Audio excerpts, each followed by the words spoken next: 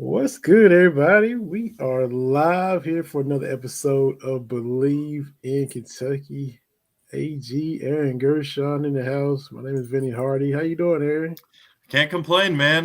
We got football, less than 48 hours away. Kentucky-wise, covering.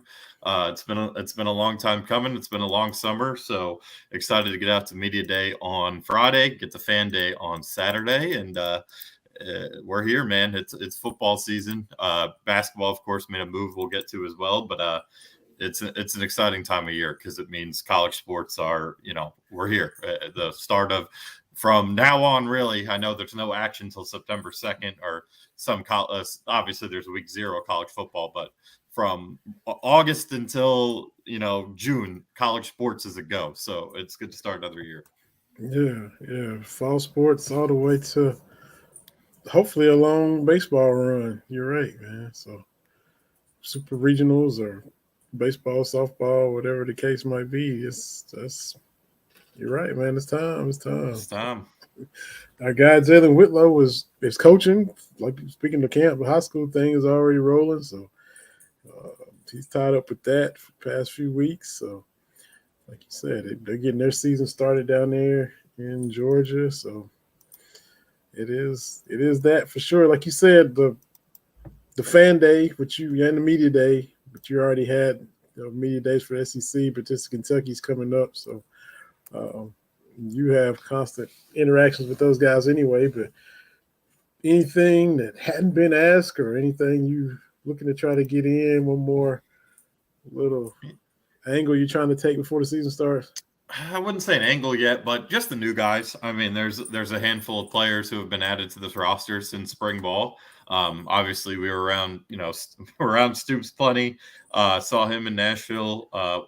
I am interested to see with his press conference, just kind of how he approaches things. I think we've talked about it on here before, but I think last year he kind of admittedly got a little carried away of kind of buying into the hype of this team. And, last year he also, it was a tough spot for him because he had to market Will Levis too and kind of make sure he was pushing positive things out about Will, knowing he was going to be a draft pick, early draft pick, a guy for most of really until draft day, we all thought would at least be in the first round, if not top 10. So I understood it a little bit, but I think he wanted to get away from just giving all the accolades, all the credit before things get going. And that's not to say he's not high on this team. He doesn't believe in this team. I just think that he made that comment at the beginning of spring ball and it stuck with me. So I'm interested to see that from his press conference. Obviously, Liam Cohen's first media day press conference, I should say, back at Kentucky. So it'll be good to hear from him. And then, players wise, like I said, it's kind of just the new guys, some of the transfers that came in after spring ball. There's a handful of those, and then a couple of the freshmen who, we don't get to talk to any true freshmen unless they make an impact on the field. So other than media day, so it'll be a chance for some of those guys, and I'm sure there will be some. I don't know if we're going to see a Dane Key and Barryon Brown year from anybody.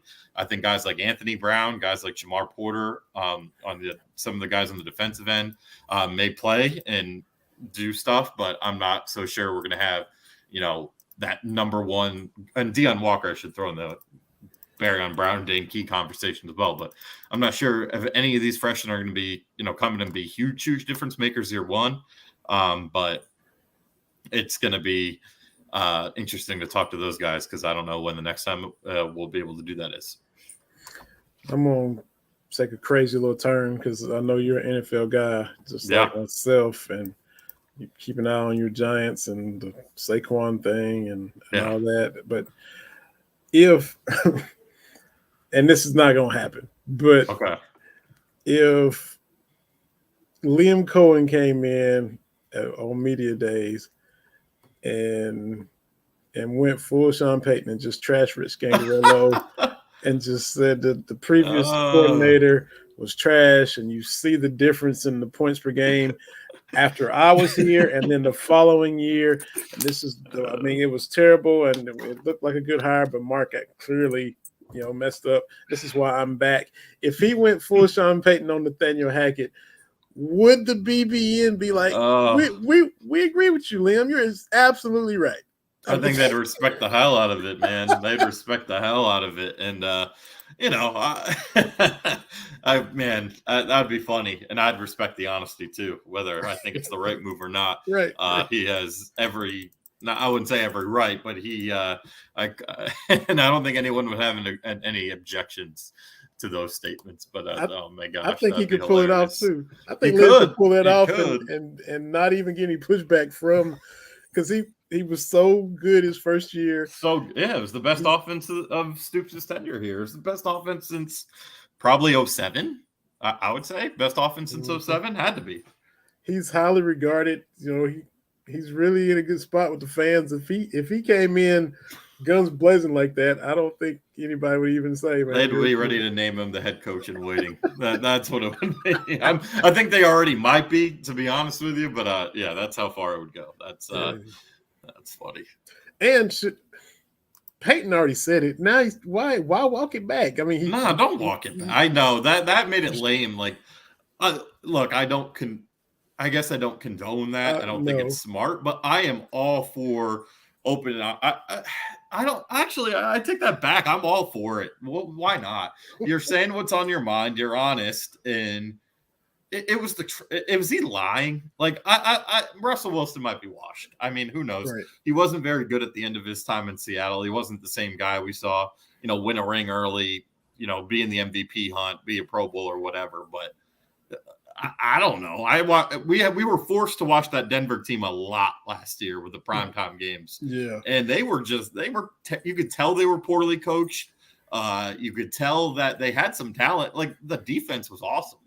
And the offense had some playmakers, and it didn't work out. And yeah, you gotta, obviously Russell Wilson deserves plenty of blame, but you got to question the coaching. So, and Sean Payton, look, obviously the Bounty Gate, he's done some shady things in his coaching career. I think he was the offense coordinator for both the Cowboys and Giants at one point. So we both know kind of a little bit about him there. But I'm not calling him, Mr. Perfect and completely just rolling over this whole thing that he did. But he's done a lot of good things in his coaching career. He's done a hell of a lot more than Nathaniel Hackett.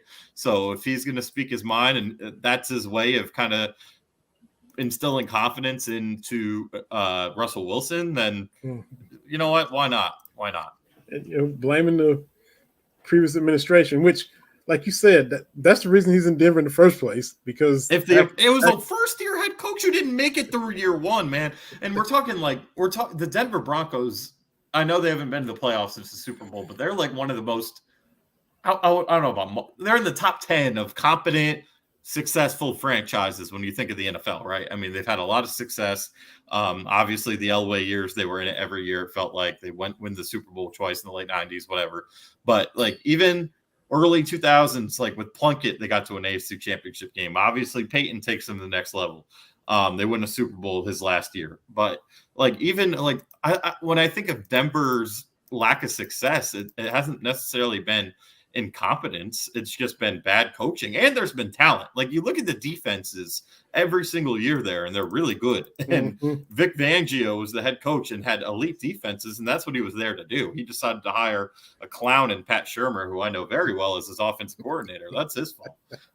But yeah, man, I don't know. I was totally cool with it. I think, one, it makes for fun, and that's what it should be. Two, there's a game between the Jets and Broncos pretty damn early. I think it's week 5. Yeah. So now, I mean, they're going to have to, with the new rules and how you can manipulate game times, what's the word I'm looking for? Flex them, yeah. Mm-hmm. I know that your Cowboys are supposed to play the 49ers on Sunday Night Football that week. Give me the Jets and Broncos. We'll see Cowboys 49ers in the playoffs probably. I mean, we'll see it in January, first or second round. Just save it for that and give me Jets Broncos in prime time. Why not? This will be the most highly anticipated game between two teams that are probably not going anywhere. Exactly. Oh, I can't wait to see this thing blow up. And here's the thing, man. I was actually having this conversation with my dad today. It's funny because he's like, "Don't you want to see this whole Jets thing blow up?" And I'm like, "Yes." And here's why. I mean, look, I don't, as a Giants fan, Jets, whatever, I don't really, and even with the Mets, like, I don't hate those teams. They're kind of just there. Like, there's no, you play them, the Yankees and Mets play 4 to 6 games a year. They play in the World Series once when I was 1 year old. That, whatever. The Jets and Giants play every 4 years. Now they might meet every 2, depending on same place finishing and all that. So at most, we're going to see them twice a decade, 3, 4 times a decade, whatever. So I don't really care about them because they're not the Cowboys, they're not the Commanders, they're not the Eagles. I don't worry about them. So with the Jets, for me, it's the players. And Aaron Rodgers, I've never been an Aaron Rodgers guy. Sorry, Dick Gabriel. I can't stand him. All the stories with how he's treated his family, some of the comments, I can't do it with Aaron Rodgers. And so if they had if Peyton Manning went from Indy to the Jets when he did his whole, I'd be rooting for the Jets to win almost every game. I love Peyton Manning. If Eli Manning decided, I got one more in me, I'm staying in New York, I'm playing for the Jets, I'd hope the Jets go 16-0. Like, wow. I genuinely don't hate the Jets, but it's Aaron Rodgers who I can't stand. And now I have all my buddies from home who are Jets fans already calling, 15-2 or winning the Super Bowl when you haven't done anything. You have the longest, not just playoff drought in football, because the Seattle Mariners went to the playoffs last year. They have the longest drought in North American sports. So, like, I don't want to hear Super Bowl just because you got a 40-year-old quarterback who I know the wide receivers sucked last year, but he was terrible last year. He was terrible. I mean, look at I'm sorry. So, I can't root for the Jets, and I hope the Broncos win that game week 5. So that's yeah. And for him which anybody would do it, but him to jump in and keep my coach's name out of your mouth and all him trying to. Well, I'm okay with that, I guess, but like, still, but the fact that it's him, exactly, that's him, yeah. Because I'm glad they got Hard Knocks because as you know, as a Cowboys fan 2 years ago, Hard Knocks is cursed. So that's right. So I know we took a little crazy NFL turn, but had to do it because it's fun. And I might put it out on a poll. Follow us on Believe in Kentucky on Twitter. Would you be cool if Liam Cohen went for Sean Payton? Might tweet that out as a Twitter poll because he could pull it off and get away with it. That was my whole thinking for even taking us that direction. But yeah, so we got Fan Day, got Media Day. Like you said, it gets rolling. You looking to get some interviews with a couple guys that you hadn't talked to before, and like you said, Stoops probably kind of gave in to the fact that you got to believe the hype. You got the preseason respect, didn't handle it well. So if you get in that position a year or 2 from now, he'll probably handle it better. Just like with Coach Mingione, you're back in the regionals.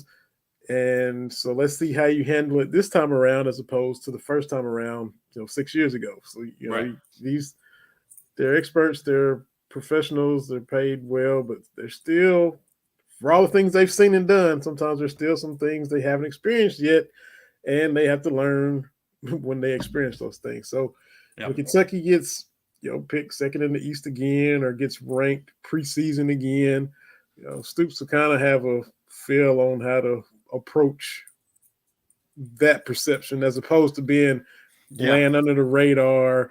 Watch out for Kentucky as a sleeper, as a dark horse, where they are comfortable anyway when they can put an extra chip on their shoulder, when they can put the playoff logo in the weight room, that kind of thing. So, yeah. And I think, if when that time comes, they're picked second again, I think they'll handle it differently. And we talked about it last week, that the quote that stood out to me the most from Nashville when it comes to Kentucky was, Mark saying how he didn't think they handled adversity well last year. And it makes total sense. Not just, the expectations part of it, the Levis injury, the offensive line not doing well, Scangarillo not working out, being some, clear. We saw it on social media, beef with him and some of the players. Like, they didn't handle things well last year. So I think they have learned from what happened last year. And, what's the old saying in every sport? Don't make the same mistake twice, right? So that's what they don't have that this year. They'll have the chip on their shoulder, but if they win 9-10 games, this year, they could be back being picked to finish second again next year in Dallas at Media Days. So, when I was thinking about it, year 2 guys like Liam Cohen too, like everyone's expecting, and I expect him to do a great job. I think they're going to have a much better offense, but everyone's coming in here and kind of just anointing him as the savior. They're going to be, Liam's back. Everything's going to be fine. And I'm not poo-pooing that, but like he's got to prove himself too, right? I mean, he went away for a year. This offense imploded, and that's not his fault that they imploded last year. But the one thing that there are two things that Liam doesn't have this time that he had. Actually, I'll go and say three things he had in 2021 he doesn't have this time. The first is, the offensive line should be better this year. It doesn't have 3 NFL dudes on it. I don't even know. Eli Cox is the only one right now who I feel comfortable saying is going to be a draft pick at some point. So that's the first thing, right? I mean, again, the offensive line, adding Marquez Cox, who might be a draft pick too. I don't know if he's a lock. But adding Marcus Cox, adding Cortland Ford, who he struggled a little bit at USC, but from all accounts, I've heard some pretty good things. Eli Cox back in his natural position, Kenneth Ford back in his natural position. You still got to figure out Jagger Burton at center. I mean, the last time you had Luke Fortner, who took help, he was the center for a team that went to the second round of the NFL postseason and gave the Chiefs a pretty damn good fight. So this time you got a guy in Jagger Burton who's never played the position in a college game. So that's the first thing he doesn't have. The second is he doesn't have yet. I'll say not yet. A guy where, he kind of comes from that Mark Whipple tree. He does come from the Mark Whipple tree. And Mark Whipple's philosophy is when you have a playmaker, feed them the damn ball. And look at what he did with Wan'Dale Robinson. I mean, over 100 receptions, over 1,000 yards. I think set the receiving yard and catch record, if I'm not mistaken, in a single season. So I think Barryon Brown and Dane Key are very good. We'll see how they jump, but neither of them were Wan'Dale last year. I think that's fair. And I don't think anyone else in that wide receiver room is going to be that either. So he doesn't have that true, I can throw it to him 10 times a game and know we're going to make every one of those plays and have something happen on those. So he doesn't have that this time. And the third thing he doesn't have this time is, which I really like Ray Davis a lot. I think he's underrated. I could not believe he didn't make all SEC. But he doesn't have a Chris Rodriguez or Benny Snell. And he had Chris, obviously. But Chris and Benny, to me, were, outside of Collins, the two best running backs in Kentucky history. And Ray Davis I think he can have an outstanding year, but they're gonna move guys in and out of that spot. You're gonna see a lot of different looks. You have a lot of different backs in that room. I think just with the depth they have and this era of college sports where you got to kind of keep people happy. People are going to get reps.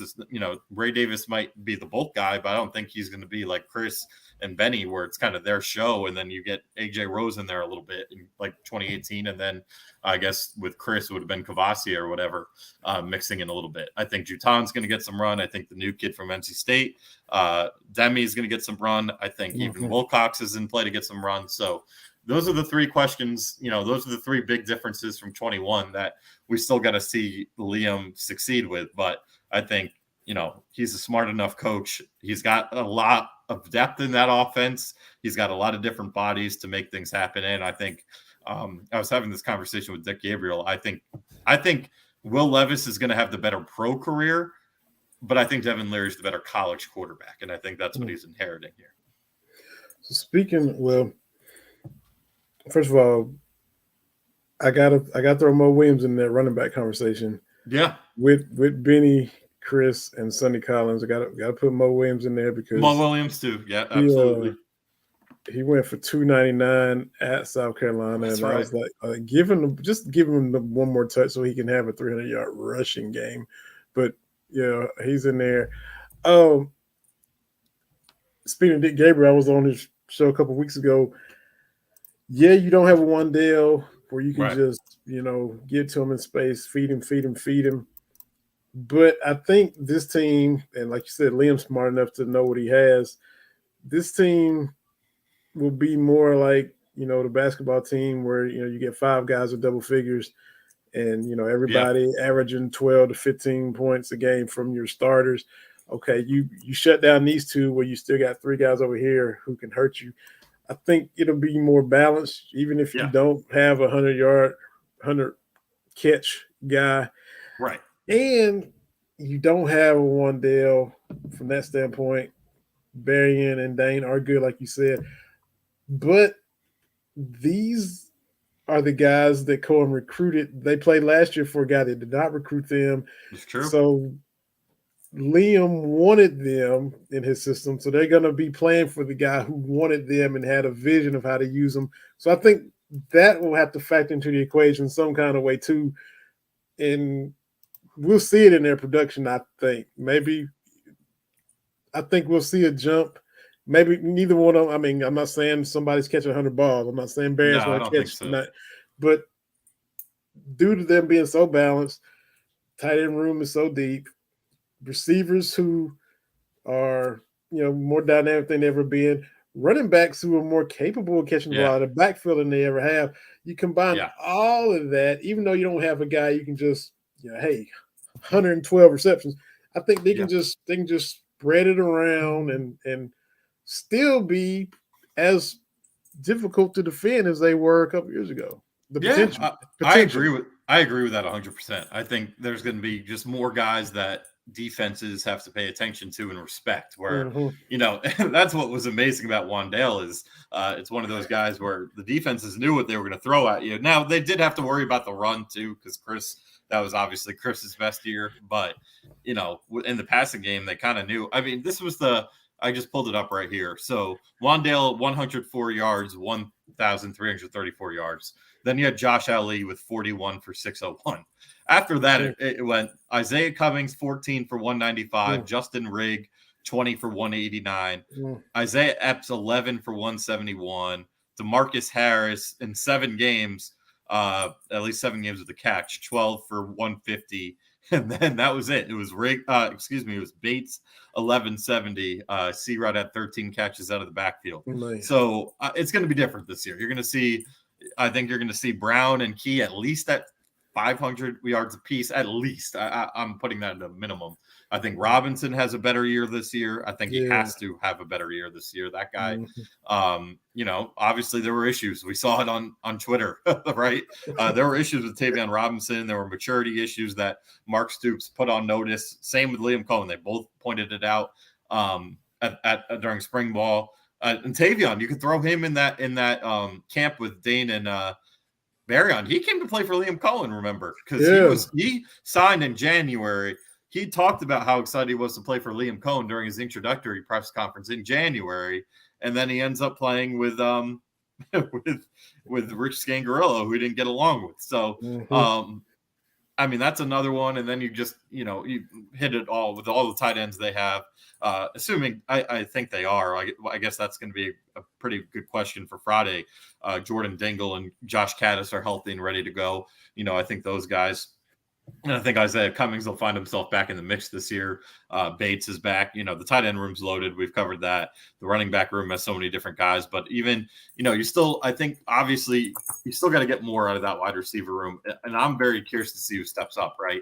I think, I've mentioned Anthony Brown and Shamar Porter. I think they'll have a chance to contribute right away. But, I thought Chauncey Magwood had a good start to the year. Obviously, he transfers out.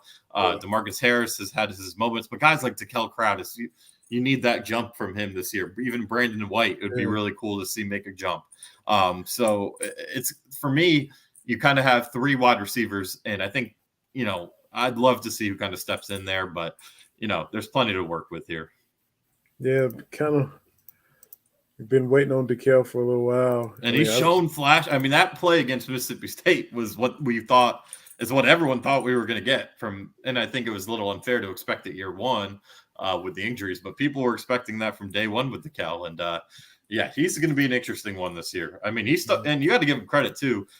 In this day and age, guys like him who have slow starts usually hit the portal and they're out, and he's stuck with it. And, he's probably the 4th or 5th wide receiver on the depth chart going into this year, but he's still here and trying to make something happen. So you got to respect that too. And you got to stay healthy. That's the other one. One of the first episodes of this podcast was when he committed to Kentucky and decided to stay home, and he still gets mentioned. I think Stoops talked about him in Nashville. Dekel can really run. He still gets talked about in a good light. It's not like he's in the doghouse or anything like that. It's just hasn't. Sometimes it takes a while, right? I mean, we've seen it. I mean, I'm pressing for names right now, but we've seen it where guys are just late bloomers in every sport. Yeah, right. And you flip to basketball. You've had all these freshmen come in one and done, and that's not everybody doesn't come in and just blow up in one season. You Right. can't expect every freshman to be Anthony Davis, who had arguably the greatest freshman season of anybody, and everybody doesn't progress that way. Right. Like you said, the light goes on for everybody at different times, different. Yeah, look at if you want to go basketball, look at Nick Richards. It took him 3 years, Yeah, and he was in the doghouse. Talking about the doghouse, he didn't play in the. I don't even know if he got how many minutes. He almost got no minutes in the 2018 NCAA tournament, and then he's the SEC first teamer the next year. So it takes time sometimes. Yeah, for sure. Speaking of basketball, if we want to go back to football, we can too. But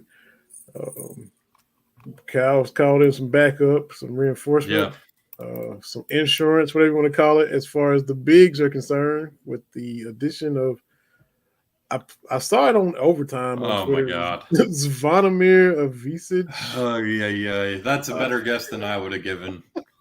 Tom we'll Leach get there. Tom Leach is the one that's got to really, do it. He's got to do it every, 2-3 days a week with games. So yeah, and I mean, this potentially, I don't know. I'd have to ask Tom this. If would this maybe be an all pronunciation team for him? You got Zvonimir coming. You already got Ugo Onyenso, so that wasn't, that easy already. Right. If Oscar Sheboy could have stayed, which if Oscar stays, Ugo and Zvonimir probably aren't here. But I'm just saying, from a pronunciation standpoint, there's some stuff that's a mouthful. There's a lot of It's gonna be a tough year to. Tom will be fine because he calls every game, but for the national broadcasters and Carl Ravik, Ian Eagle, who Jamie Dykes, it's gonna be hard. Mm-hmm. Yeah. So, you got the two big guys with foot injuries. With Bradshaw talked about the boot coming off soon. The fan base is wondering if he's even going to play with the whole Clutch Sports thing and the whole Shaden Sharp flashbacks and PTSD. I get it. I think he'll play, but I get it.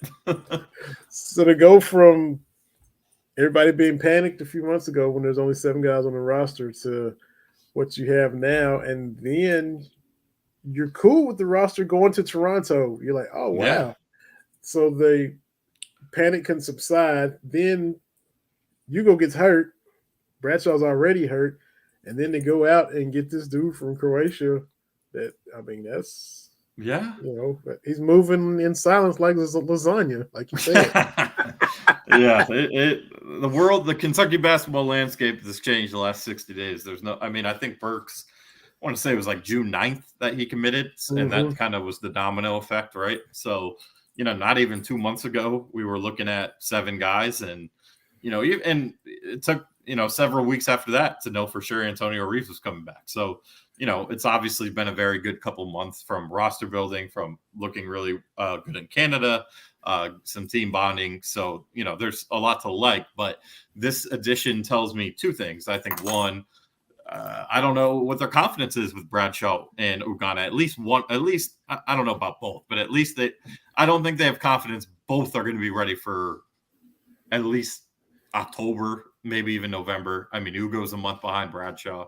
So maybe that spells maybe they definitely felt the need for insurance. That's one thing. And this Zada, I'm not even going to try, but the new kid, I know he's 20, but I think he classifies as a freshman. So the other thing with him too is he already kind of, if they say Bradshaw's fine, if Bradshaw's fine, he's going to play a lot. Ugo, I don't know what his minutes are going to really look like, but they prioritize bringing him back. So I imagine that he has a role on this team. So say that happens and this kid, it's a tough transition, whatever. And keep in mind too, this new player, I'll get the name eventually, but he has already declared for the NBA draft twice. And with that ruling, the next time he declares, he cannot back out. Like he has to stay. He Yeah. has to. So that means he's not going to declare for the draft until he's confident he's going to be taken. He's where he wants to be. So that, I mean, you could have this kid in your program for a couple of years if he's not where you want to be for a year. So maybe he kind of kickstarts the 24 class in a bit if he doesn't play much, or maybe he is going to play a bunch. I honestly, I've heard mixed things. I've seen people say he's going to be the starting center, and I've seen people say he's going to be almost like Ugo's role last year and hardly play. So it's going to be really, it's going to be really fascinating to see where he kind of fits in, how, this 5 position, with those 3 guys get split up. Again, I think if Aaron Bradshaw's healthy, he's a one and done. He's going to need to play. You got to get the most out of him. So it's going to be interesting. And the other aspect of it is, I know, and they're going to play harder teams. Like I think the teams they played at Global Jam were 2 steps up from what they played in the Bahamas, but they're still a step below what they're going to see, even maybe on opening night. So how does the small ball looked really good.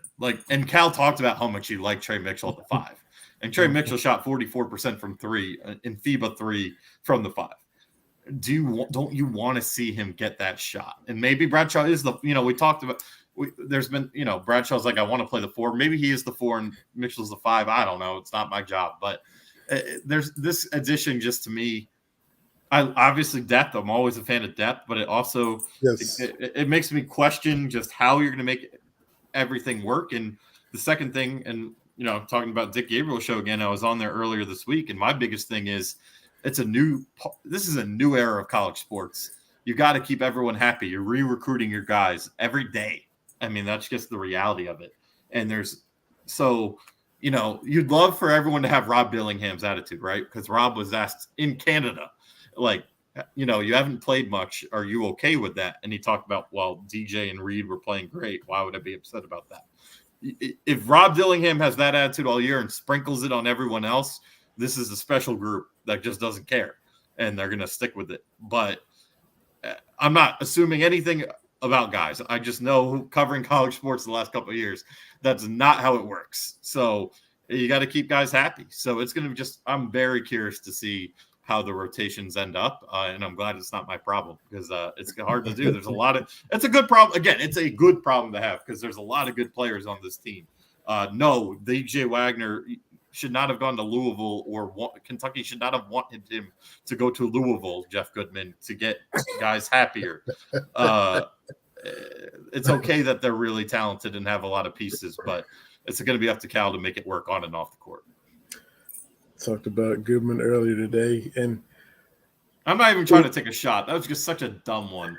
He, and some of these media types, it's obvious, it's been clear that they're not fans of Calipari. Some are fans of Kentucky, Goodman, 40, those types of guys, and the fan base, gets riled up and gets triggered and goes at them. And maybe sometimes they probably know they're poking to try to get a reaction. Right. And some don't worry about it, some don't care. But there's that portion of the fan base that I think wants those guys to view Kentucky objectively, at least. That's all. Or view them the way all the fans ask for. And they're not. Some of them just aren't going to do that. And no matter how you rebut what they say or try to get them to engage, they're just not. So is it a waste of time? Yeah, because they're gonna what they look at it with all these things. They're looking at it through their lens, and their lens aren't gonna change. And as much as you want them to like Kentucky, they're just not gonna feel the same way as we do. But that's to say what he said. The offseason was a C. The way the recruiting class in the portal, he was, and if he wants to say it's mad at him or that he doesn't feel they did a good job, whatever. I met Jeff once, and he was very nice to me. He's a nice guy, and I know, whatever his thing against Kentucky. I know there's been things in the past. That's not my place to speak on that. Whatever. More so with Calipari, not Kentucky, but it's just.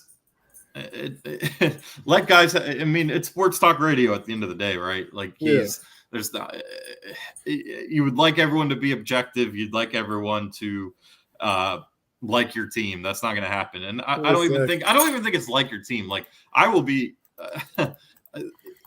Anyone who ripped Kentucky for how last season went or ripped them for the St. Peter's loss was every bit in their right. They deserved every bit of it. I've definitely ripped them plenty for all that, and they deserve it. Like that is what it is. But I just don't see how you could really rip them when it is the number one freshman recruiting class, albeit it's a weak overall 23 class. But there are a lot of, you look at NBA mock drafts, I know, whatever. All these kids' names are all over it, and they're in the top 10.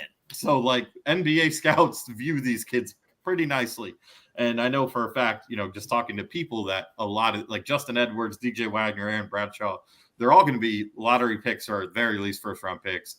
And other guys have a chance to play themselves into conversation to be drafted, or if not in the first round. So this is a very talented team. I don't know if it's going to work with all the freshmen and the lack of experience come March. I don't know if it's going to be a great thing come March. That's why you play the games. But it just seems, the criticism from him, I'd be okay if it were valid criticism, but some of it is just, it's not valid. It's stupid. The whole DJ Wagner thing is ridiculous. Like a kid made the decision, leave him alone. He made his choice. I think it was the right choice. I think talk to me in 3 years, or not even 3 years. If Louisville has a great season this year, and I hope they do, because it's better for the state. It's better for the rivalry. And I like Kenny Payne. I covered Kenny Payne. I like Kenny Payne. He's a good dude. So if they have a great year next year and Kentucky has a great year next year and you want to, it's a recruiting battle, albeit, but it's hard to get mad at a kid for not wanting to go to a team that went 4-28. Yes. And yes, he had a relationship with Kenny Payne, but John Calipari coached his dad. And it's been there for life. Yeah. And his grandfather played there, but this was the Louisville in his heyday. Yes. And to look at as down as Kentucky was, to look at Louisville winning 4 games last year, do you want to walk into that? The situation was just they were like IUPI level. Like they were horrible. They don't even get included in the ACC SEC challenge. They're on the outside looking in. If the rules were reversed, you would say the same thing, right? If Kentucky was the one that went 4-28, and DJ Wagner picked Kentucky, then you're like, dude, you should be going to play for your grandfather's legacy at Louisville, right? But that's not how it went.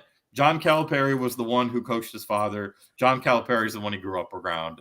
His grandfather too, obviously, but he didn't watch his grandpa play at Louisville. I'm not sure he was old enough to see his dad at obviously not at Memphis, but even watched his dad in the NBA, that he remembers it well enough. But like, he's been around John Calipari. I know that. And that's a coach. Like, it's not like, it'd be one thing if Milt was the coach or I know he's on like I don't know. He has a role, but it's not like he's on the coaching staff. He's not directly involved with the, day-to-day operations, on the court in practice. So it was just all ridiculous. It's stupid. Let kids make a decision. If it's wrong for them, they have so many ways to correct it now.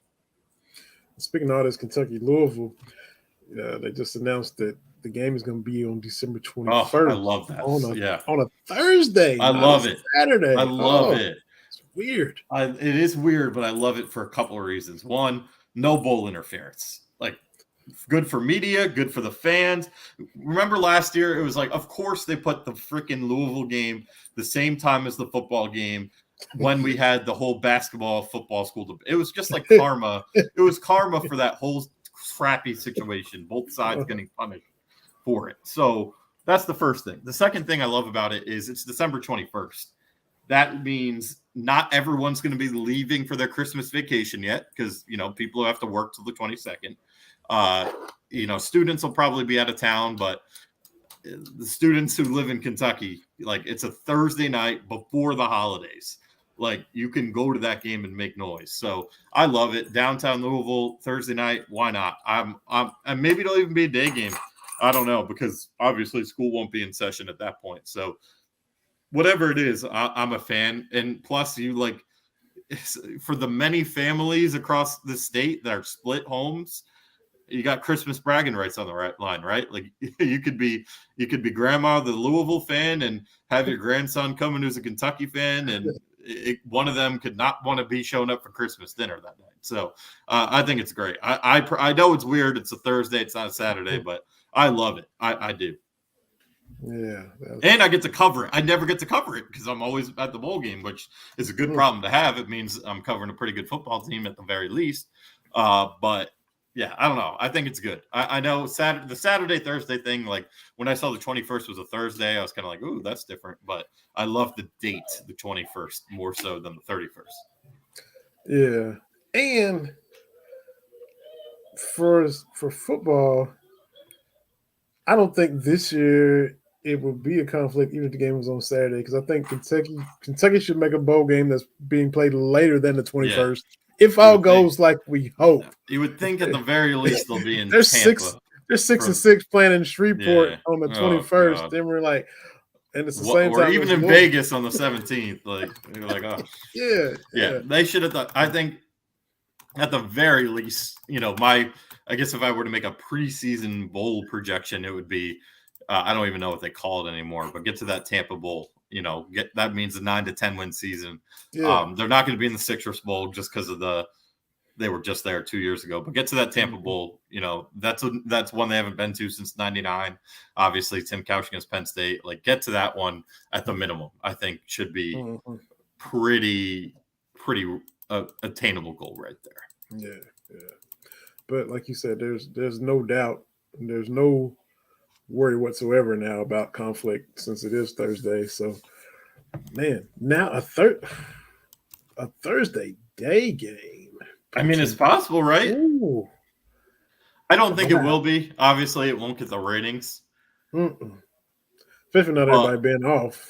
Yeah, so probably not. I was just more so thinking because I know they've kind of had day games at that time, like on the 21st, but usually they're like, I think Florida A&M might have been the 22nd or something. So it's Louisville, Kentucky. It'll be a Thursday night game, I'm sure, but still, I think it's good. I really do. I know the Thursday, Saturday. Well, okay, we could debate that, but I love that it's before SEC play, so you can solely just get to league play by that point. I like that aspect too. Yeah, that's true. So, like usually they play Missouri and then they magically have to play Louisville and then they go back and play LSU or something. It's just like let's go conference ball the rest of the way. Yeah, interesting. So, a little MLB to finish up, I guess, man. A few days ago, I know you were pretty fed up with your Yankees. Are you back on board now? No, they won the night. I'm not even like. It's just no. They gotta. Here's my thing. Like, you got to pick a direction, right? The Mets, and I think to both of our delight, have been a dumpster fire this year.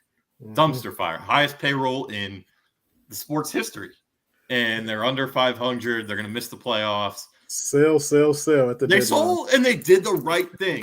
Like they did, and the whole buying prospects thing, it's genius. They're the only team in sports right now that could do that. They sold off all these players. They rebuilt their farm system.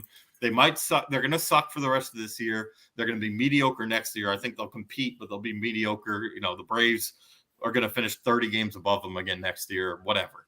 But like their future, you can see the light at the end of the tunnel. With the Yankees, it's an aging ball club. You have two it's like Angels East right now, man. You got Garrett Cole, who's going to win the Cy Young. You got Aaron Judge, who's healthy. He's not 100% healthy, but he's balling since he's been back. He's, I think, the second best player in the sport behind Shohei Ohtani. But then you got the roster around them, just outside of some of the guys in the bullpen, are not very good. So in my opinion, you either had to decide, okay, we're 3.5 out of the playoffs. Do we just hit the plug on, bite the bullet this year, sell off some pieces, and kind of do what the Mets did? Not buying prospects, but bolstering the farm a little bit, getting some pieces who maybe are going to be on your team for the future years, and then, regroup in the offseason. Or do you say, we're 3.5 back. Let's just screw it. Let's go balls to the wall and let's buy and let's have a run at this, kind of like the Angels did. Like, I don't know if what the Angels did is smart in the long run, but I respect that they picked the direction and they went in it fully. So I would have wanted what the Angels did, or I would have wanted what the Mets did. And they went with the worst possible thing you could do. And like, there's an old saying in sports, in the off season, when your team does nothing, this is more for pro sports than college, by the way. When your team does nothing, you're getting worse, not better. And in my opinion, the Yankees just got worse, not better. And there's like I don't know. Like, if they make the playoffs this year, that's great. But are they going to feel like they're stuck in their ways? Are they going to feel like, what they did worked and they're just going to roll the ball out like they did last year?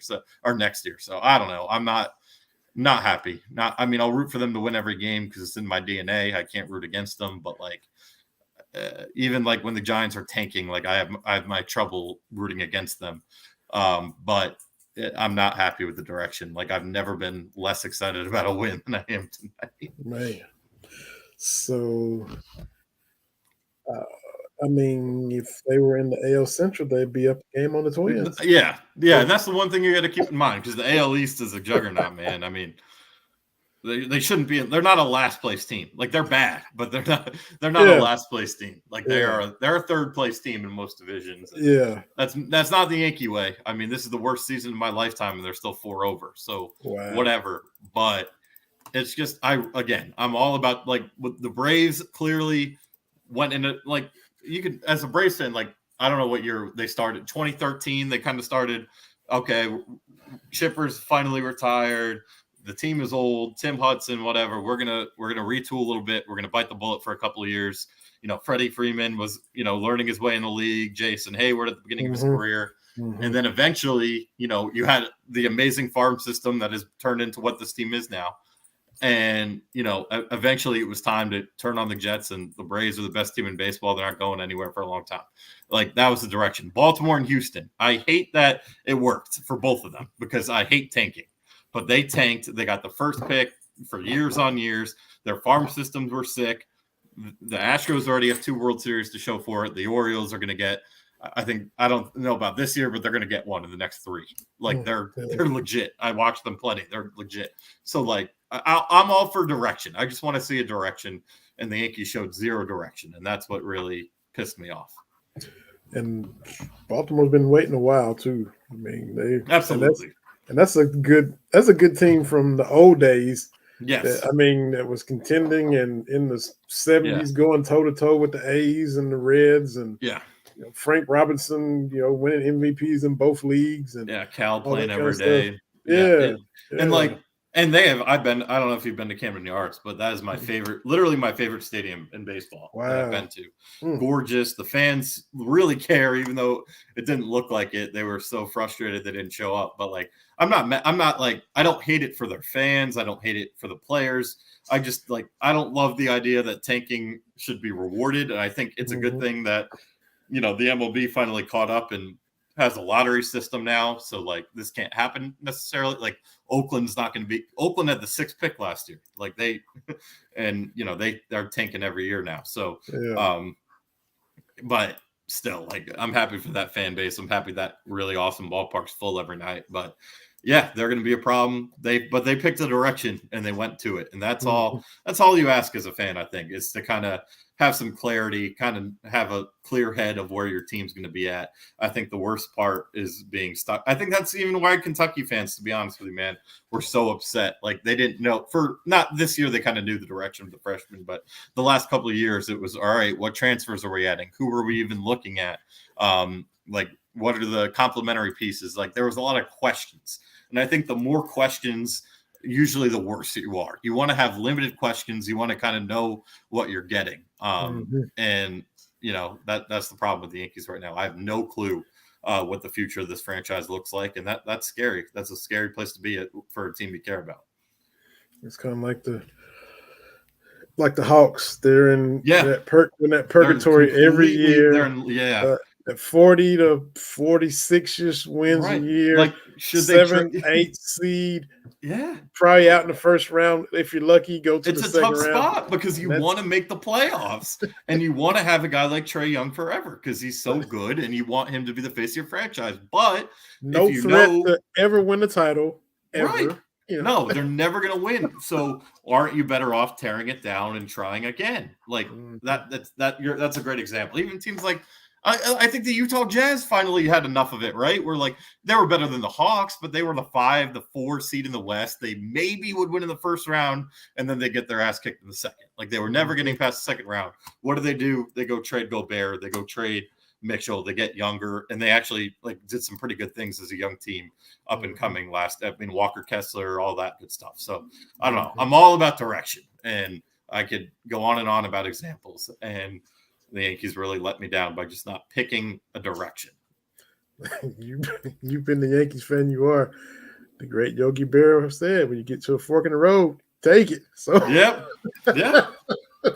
Listen to your old guy's advice, man. It's just I don't know. Like, again, I wouldn't have been upset either way. If they went out and did a lot of things, I would have been, all right, let's go. Let's see what happens. If they went out and got rid of some guys, I would have been totally fine with that too. So it's frustrating. But the Braves are a lot better than the Yankees. That's for and they unfortunately the Yankees have to go there in a couple of weeks, and I don't even want to watch. So yeah, it's to the point now, which when they drop a game on Twitter, it's like, oh my god, like what's wrong?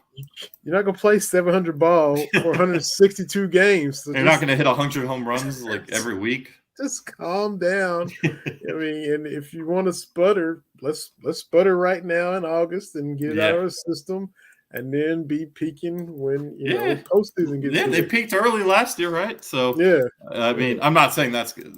Obviously last year was awesome still, but I don't know. They're a very well run team.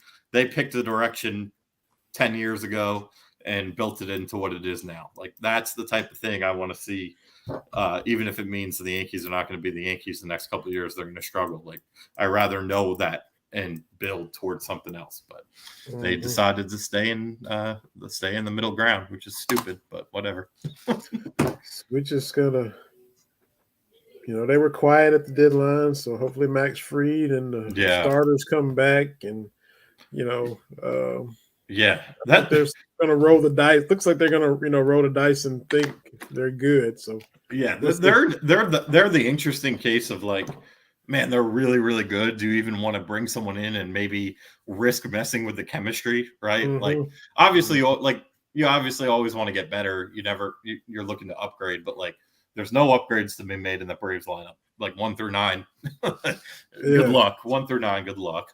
The starting staff, maybe you could have used a reinforcement, but it's also a terrible trade market at the end of the day. As much as I would have loved to see additions if the Yankees chose that route, there weren't many. Once Ohtani and Soto were pulled off the market, it was kind of who are the Braves really going to get that? Who's going to be better than Max Fried? Nobody. Who's going to be better than some of the other guys that got coming back? Nobody. So I think they'll be just fine. And you want to always get better and upgrade, but you don't want to just make moves, just be making moves, right? Either. And that's what it would have felt like. And the Braves always will have dudes, but they spent a lot to get some of the Matt Olson, to get Sean Murphy. Their farm system's a little depleted right now, and it doesn't hurt to keep some of the guys around and keep developing them, because the Braves are so good at developing talent. And it's they were talking about Verlander. I didn't know how I felt about that. I wasn't. I don't know if you make a deal with the. He probably would have done it. He's. I mean, he might go to Houston and be a horse he's gonna again. Go to Houston and be a horse again. And of course, you know where his debut is? Yankee Stadium on Saturday. Man, it rains, it pours, man. Yeah, no, I agree with you though. But I think again, I don't even know. I don't know if there's anyone in the NL that even scares me if I'm the Braves. The Dodgers are not they're good, but they're not the Dodgers. I think any fan would tell you they're not the same Dodgers of old, or just a couple of years ago. The Reds are the Reds really talented. The Reds play us every game with Cincinnati's one-run game. Crazy as that sounds. Yeah, I just don't think that pitching is going to hold up in the playoffs. It shouldn't. If conventional wisdom and history shows it. No, it's not. Shouldn't. It shouldn't. And then Milwaukee's got some good pitching. They don't have the hitting. Philly. You're not going to lose to Philly again. Not going to lose to Miami. So I think it's really going to be. I think we're on a collision course for a Braves Astros rematch, if you ask me. But we'll that'd be possible. Yep. So man, we hit the NFL. We hit a little MLB. all the Kentucky stuff that's happening right now as well. So hope you enjoy Fan Day, Media Day. It's time to ramp it back up. You bet. Appreciate everybody taking the time to watch and listen. Believe Network, Believe.com. Should have said at the beginning. We got merch, shop.believe.com. Get yourself a Cat Daddy shirt. Get yourself a copy of the football yearbook at the Cat's Paws. I got mine ordered. It should be here in a couple of days. So awesome. Looking forward to that. Basketball yearbook is almost I'm done. working. Okay. Not almost. I wouldn't go there, but we're making hay on it. I think usually before media day, basketball media day, that is. So early October, first week of October. So there's work to be done, but pretty good head start on that already. Really, the thing that's setting me back a little bit is not knowing the non-conference schedule. So outside of a couple teams, so I need Kentucky to release that schedule. But we'll see. So I was, you can go in there and there's a Joe Hall tribute article, all kind of stuff. You can go. You mentioned what shop.catspaws.com. So get your yearbooks, get yourself caught up on everything. Aaron still got the wins series. We ranked our wins a few weeks ago. And the win today was, Josh Allen was breaking Benny's. I mean, Benny breaking Sonny Collins' record, and the Citrus Bowl win over Penn State. 3 sacks for Josh Allen in his sleep. It felt like.